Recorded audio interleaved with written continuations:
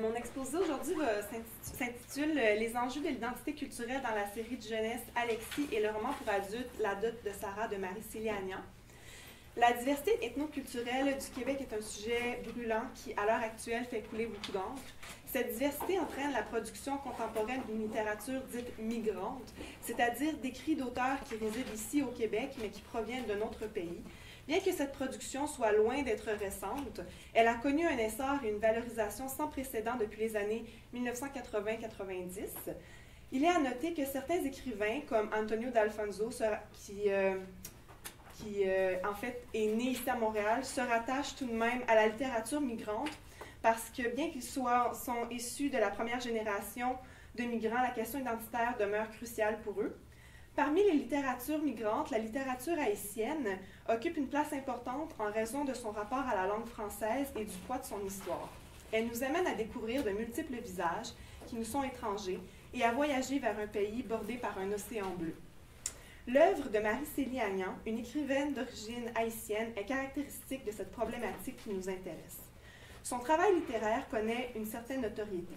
Un de ses recueils de nouvelles, Le silence comme le sang, a été finaliste pour le prix du gouverneur général du Canada.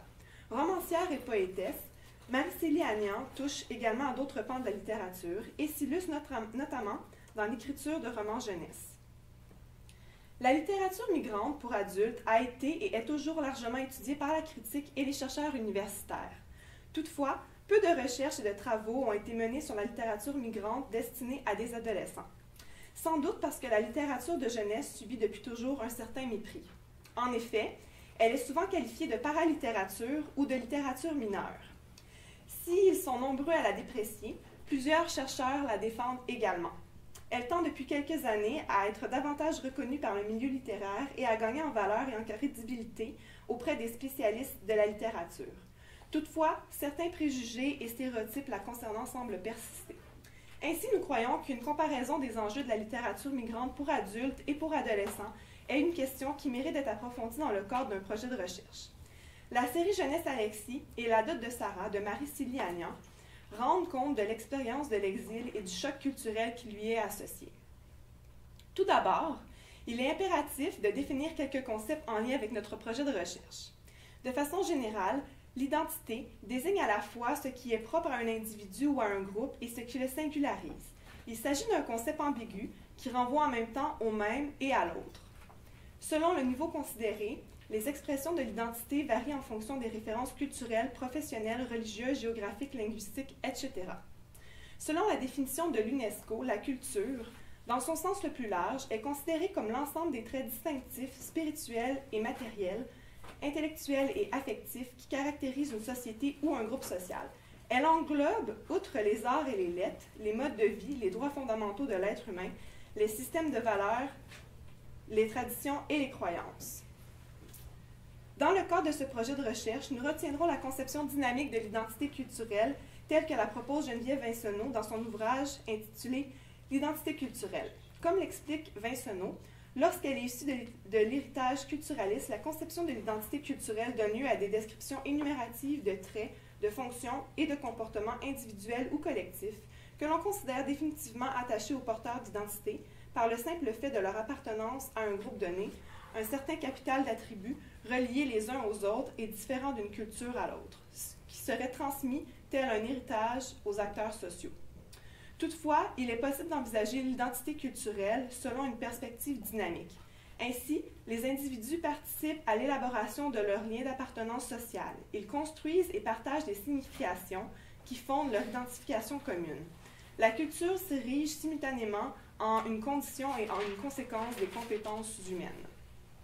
Dans les romans à l'étude, l'identité culturelle est très certainement liée à la transmission intergénérationnelle et à la langue. Mariana, une femme d'âge mûr, et Alexis, un enfant de 11 ans, quittent Haïti, mais pas pour les mêmes raisons. La première accepte d'aller rejoindre sa fille, Gisèle, à Montréal pour l'aider à la naissance de son bébé. Le second fuit son pays natal avec sa mère sur un petit voilier après l'arrestation de son père par la milice de Duvalier, pour finalement aboutir chez son oncle Étienne à Montréal.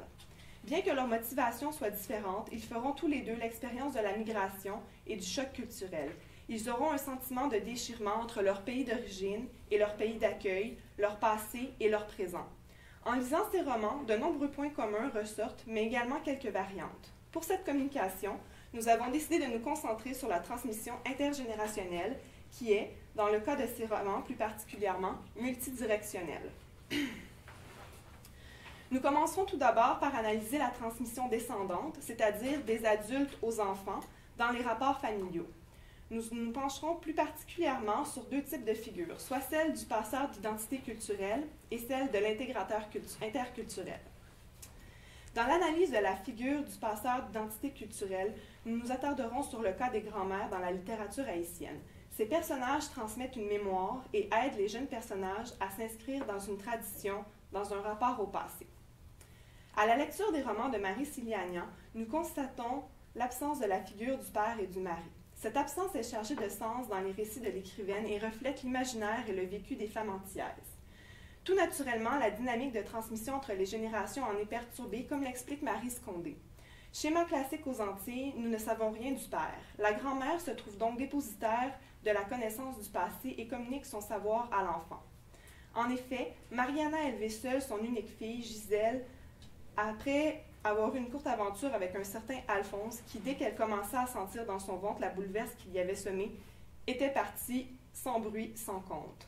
À son tour, Gisèle a connu un échec amoureux avec Fred, son mari, et elle s'est occupée de sa fille Sarah sans aucune aide de la part de celui-ci.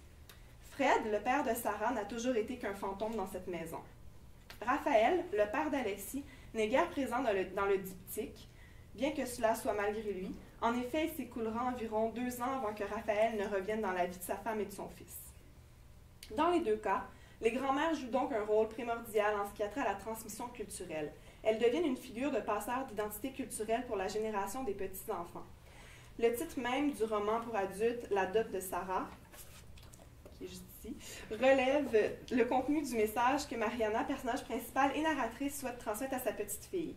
Ce monde appartient aussi à Sarah. C'est en quelque sorte ce que je lui laisse en héritage, mes souvenirs, poussière de vie et d'espérance.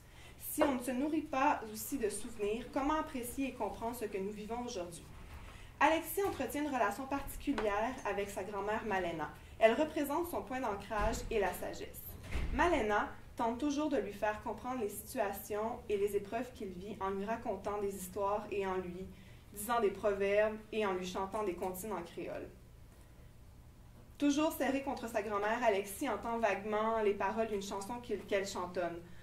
Là, c'est écrit en créole, mais je vais vous dire la version en français, parce que personne ne va comprendre.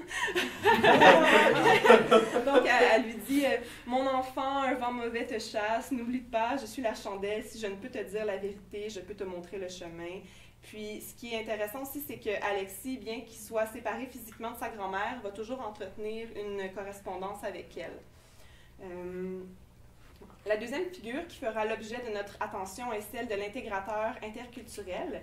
Les personnages de Gisèle dans La dot de Sarah et d'Étienne dans Alexis, fils de Raphaël. J'ai oublié de vous montrer les romans. C'est ces 2 romans-là. Pour la série jeunesse.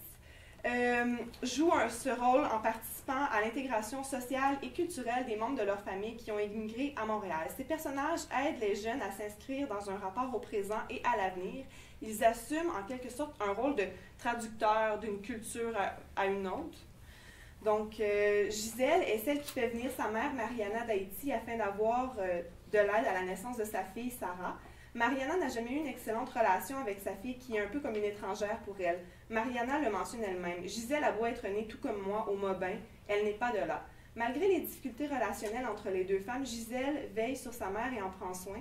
Gisèle ne se contente pas de participer à l'insertion sociale de sa mère, elle s'assure également que sa fille s'intègre à la vie montréalaise en la sortant des jupes de sa grand-mère et en l'inscrivant à l'école le moment venu.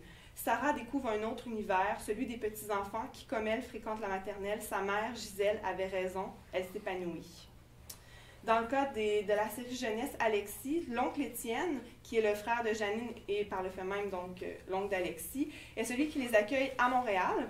Il jouera un rôle important dans la réussite de l'intégration de son neveu à la vie montréalaise. Dès son arrivée à Montréal, Étienne lui montre un pupitre sur lequel l'attendent des dictionnaires, une collection de livres Becherel, un recueil de verbes, un dictionnaire de synonymes, les difficultés de la langue française et une pile d'autres livres de toutes sortes.